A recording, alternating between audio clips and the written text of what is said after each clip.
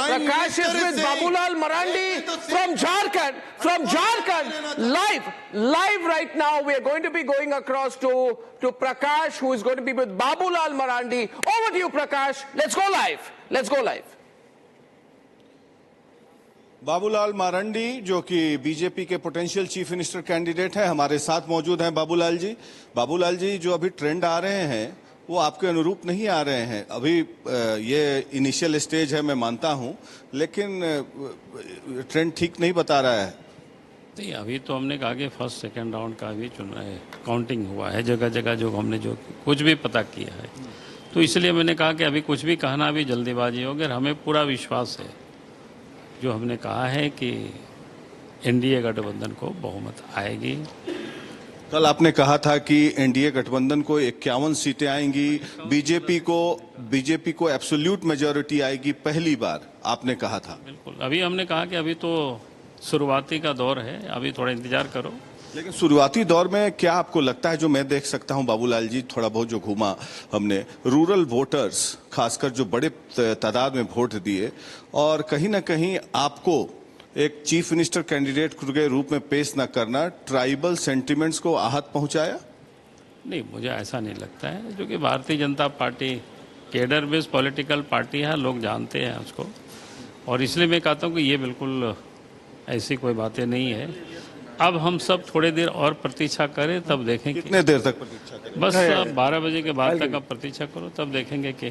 बाबूलाल जी, अब 2019 में BJP join किए और बात हुई आपकी अमित शाह जी से, प्रधानमंत्री। आप तो बीजेपी के पुराने वर्कर रहे हैं, चीफ मिनिस्टर थे पहला, तो क्या आपको नामित किया जाना है चीफ मिनिस्टर के रूप में? ट्राइबल कोई मुख्यमंत्री होगा इस बार भारतीय जनता पार्टी से? नहीं, मैं ये कह रहा था भाई, मुख्यमंत्री तो कोई झारखंडी होंगे।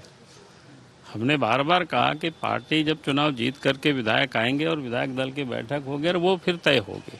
इन्फिल्ट्रेशन का मुद्दा बहुत बड़ा मुद्दा है। क्या आप सही में इन्फिल्ट्रेटर्स को फ्लश आउट करेंगे, यहाँ से निकालेंगे, और क्या करेंगे जो लैंड ग्रैबिंग हुआ है उसके लिए क्या? इन कांग्रेस ऑफिस इन महाराष्ट्र तो कानून बना करके भी उसको वापस किया जाएगा, क्योंकि ये मामला यहीं का नहीं, पूरे देश व्यापी एक बड़ी समस्या है। ये सभी जगह घुसपैठ हुआ है, आपने देखा आसाम में, बंगाल में, झारखंड में, या बिहार में भी, आपका पूर्णिया, किशनगंज, कटिहार, ये जो इलाका है, पूरा दुनिया जानती है इस बात को।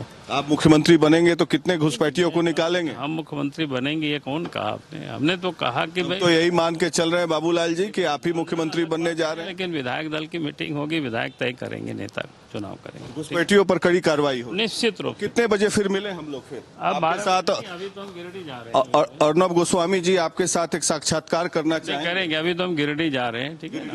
गिरिडीह जा रहे हैं, ठीक है ना? आपके राजधनवार में आपकी स्थिति ठीक है? नहीं, हाँ बिल्कुल ठीक है।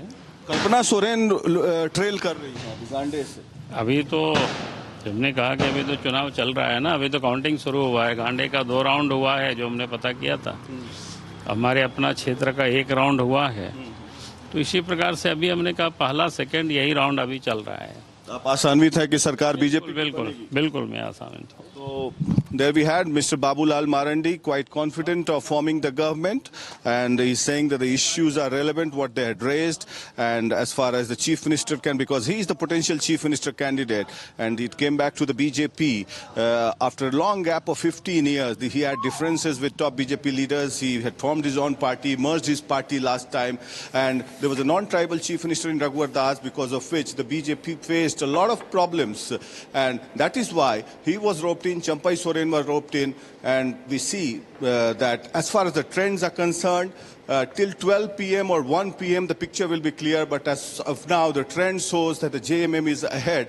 It seems that the issue raised by Himanta Biswa Sarma did not penetrate too much as of now, what it shows, but as of what Babulal Marandi was saying, that he's confident of forming the government with 51 plus seats out of 81, and BJP will have an absolute majority. Back to you. Yeah.